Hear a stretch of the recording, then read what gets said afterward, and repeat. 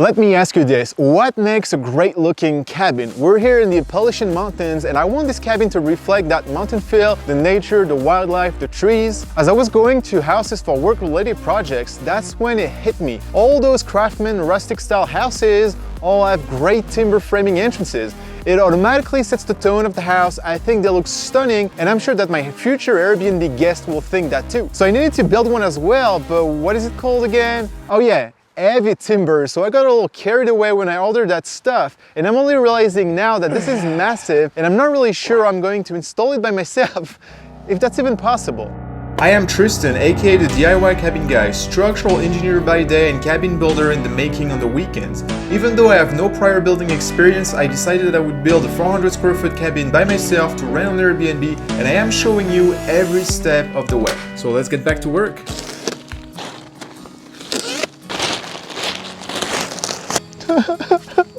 They're massive. Oh! This is gonna be tough.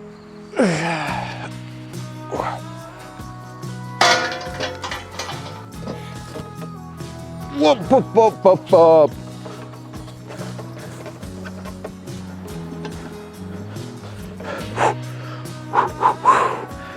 Whoa, whoa, whoa, whoa, whoa. Woo! Well, that's gonna be interesting.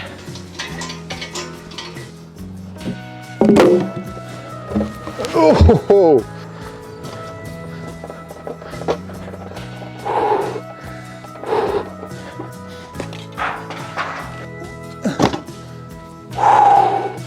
That is two.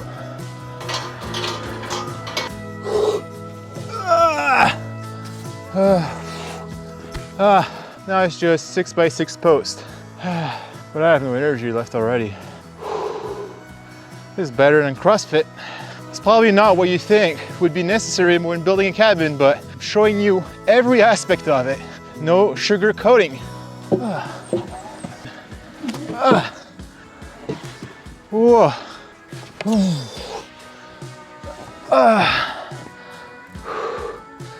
Now is the time to actually start working, like actual work. Before trying to tackle the larger beams, my goal was to install the 6 by 6 post at the edge of the deck, but I first had to do a shoulder cut for these posts to sit nicely over the deck rim bands.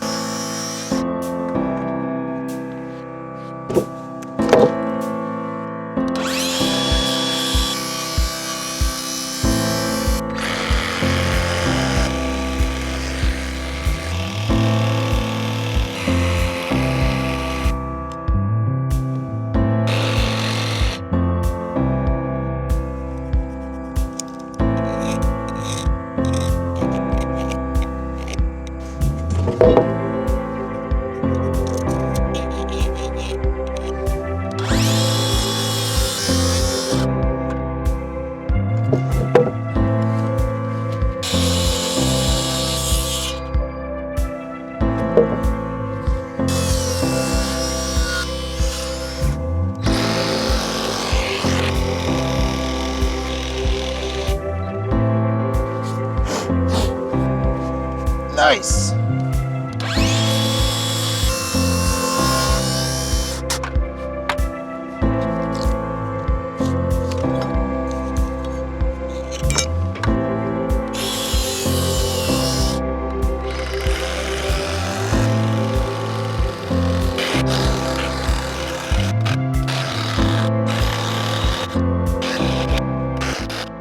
So I don't know exactly how high they're gonna be. I'm gonna have to figure that out, but I know for sure that they're gonna be smaller than 9 feet, so I'm gonna cut the excess now.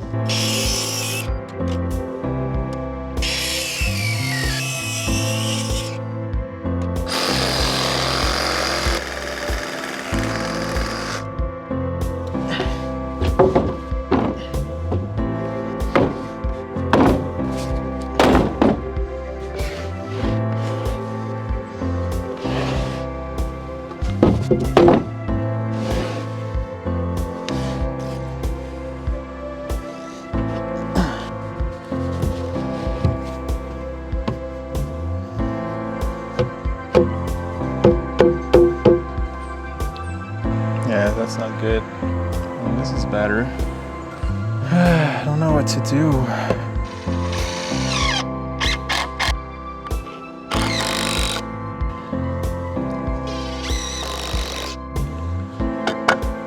Yeah. Oh, come on. Okay, we're pretty good now.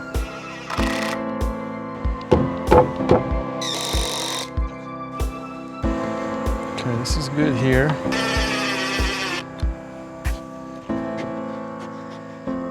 You gotta have a lot of patience. I can tell you that. Okay. Once again, you have to like do everything at once, which is impossible. 6, 8, 7, 16. Oh my gosh. Patience. Real patience.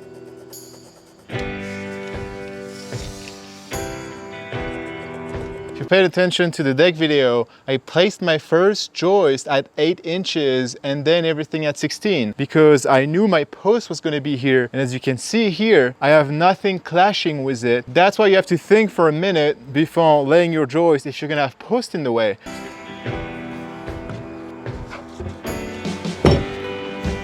Okay, that's good. That's not bad.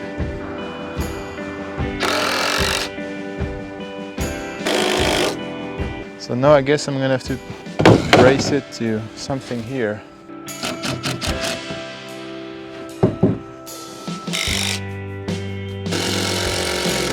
Yes!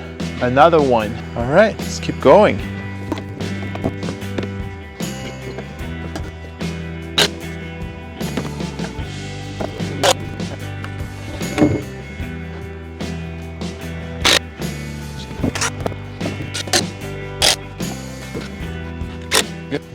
Okay, so you see this mark here, that's actually my the top of my top plate of the wall. And so now what we're trying to do is locate the bottom of the beam that are gonna sit on those so that I can mark the exact height that needs to be cut. I know that it needs to be at 4.5 above my mark, and I'm not gonna get into the detail of exactly how I'm figuring this out. If you want, just ask me in the comment. I just don't want to bore everyone with my spreadsheet as I usually do. And then I'm going down to 11.25, which is the depth of the beam that I'm gonna install.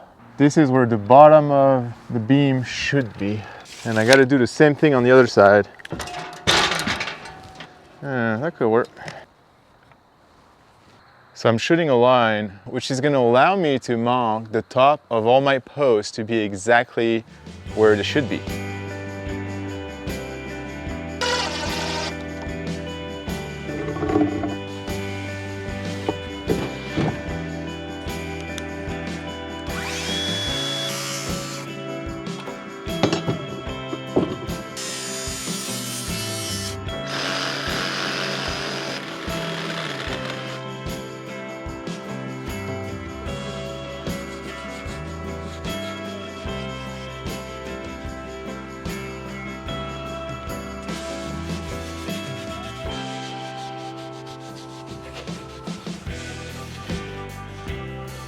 This was all breaking, but I had to take each post down to cut the top off and stain the bottoms before placing them back, making sure they're all plumb and bracing them again.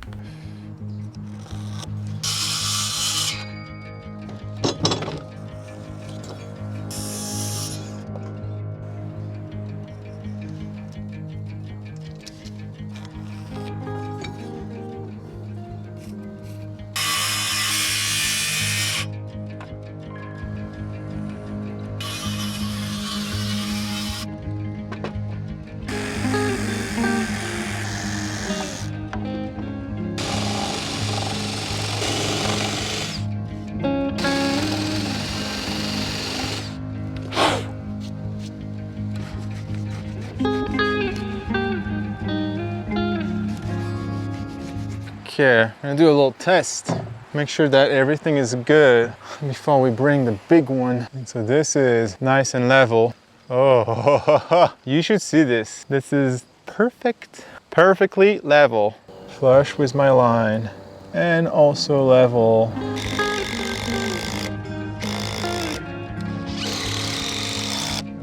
So obviously the GLK are just temporary. I'm gonna install some lag screws with washer in a minute.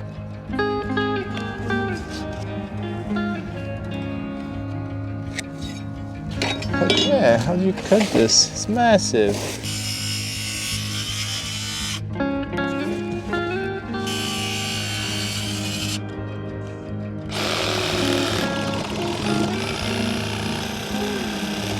Whoa, hey, that wasn't bad. Look at that. Very clean cut, actually.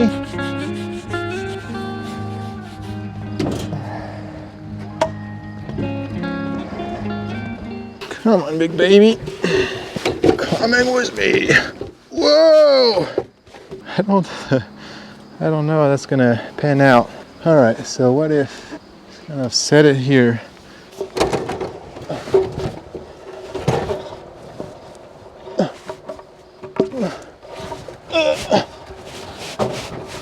Coming down. That's way too heavy. Man, that sucks. Let's try another way. I think there's no way. I'm gonna have to get some help. There's no way I'm gonna be able to do this safely. Okay, what if... Okay, now what, genius? Now what? Doesn't change anything. Ah, it's so close, but so difficult. I think I'm gonna have to tap out on this one. I don't like doing that, but it's unsafe to keep going. Yeah, I don't think it's a good idea. I could really hurt myself. Let me tell you a story how we got to this point. Originally, I was gonna use only 4x8 for all this timber here. And I was at the building supply, just sitting with the guy, getting prices. And I was like, hey, how much extra to go from a 4x8 to like a 6x8? And it was barely any difference. And so I just kind of kept going. Okay, 6x10, 6x12. And it was literally just, I don't know, $100 more for all of the beam. And I couldn't help myself but think, well, this is gonna look so much better. Get the 6x12. But never did I think twice about, hey, are you gonna raise those? They're gonna be heavy. I think 6x10 I would have been able to handle. 6x12 is just, it's just too much, you know? I just can't do it. Before I could get some help with the beams, I went ahead and installed all the corbels, which are those little things you're seeing that I made out of 4x6. I kind of like it. It actually looks pretty good. So one thing I wanted to make clear about this connection is please don't do this if you're gonna have a lot of load coming down at this location. I'm doing this because I've actually looked into the mass behind it and I know how many lag screws I was gonna need and what size. And in my case, it works because this is only a 5-foot span, but do not do that if you're gonna have like a gigantic span. That would be a terrible idea. So keep that in mind and just don't copy this. That was just kind of my word of caution here. So obviously with lag screws, you have to pre-drill those. They don't self-drill. So I had to get this pretty long drill bit and see, I'm kind of gonna mark up how far I need to go. Just about this long, so up to here. Boom.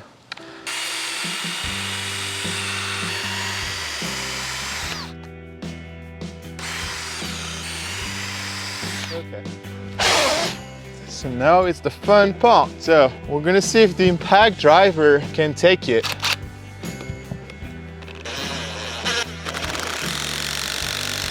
Wow, like a piece of cake.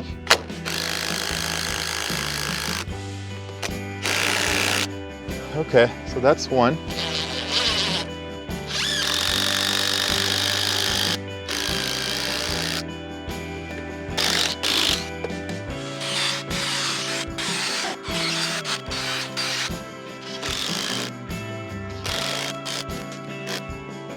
Okay, I think we're good. Now you understand why I put those 1-inch hole, because, you know, I'll be able to just, look at this. I'll be able to cap them and it will look pretty. Now I needed some help. I would need someone that's strong, who's not afraid to get hurt. The same person that said yes to installing an 18-foot long ridge beam only using a ladder, or raising a 15-foot tall wall only using homemade wall jacks that I had built by myself. So yes, my father-in-law was always willing to give me a hand for literally the most dangerous parts of this project.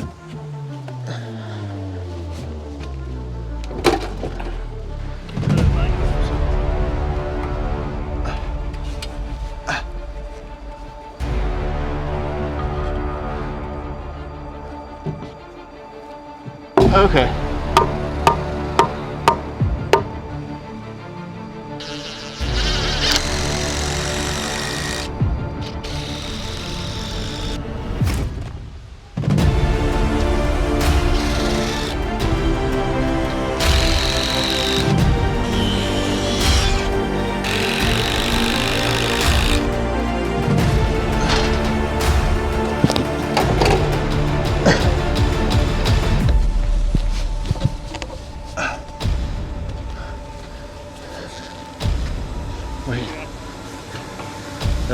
bit. Okay, yeah, I was losing it as well.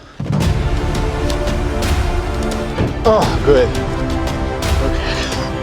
Wow. Unbelievable how heavy those things are. There you go.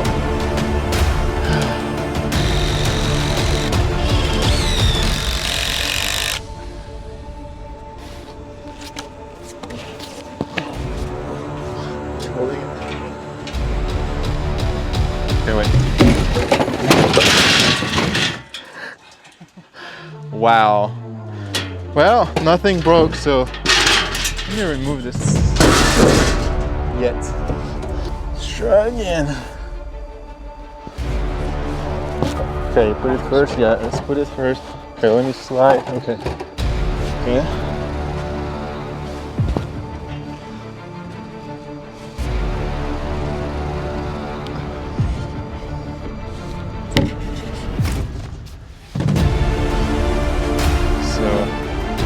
Oh yes, for that. There we go. Yeah, so we're good.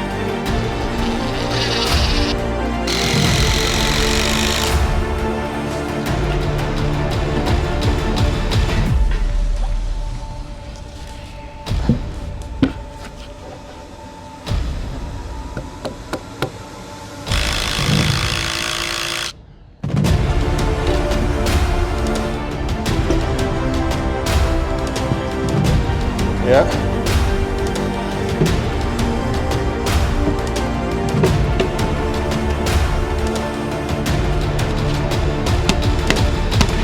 Okay. Not bad.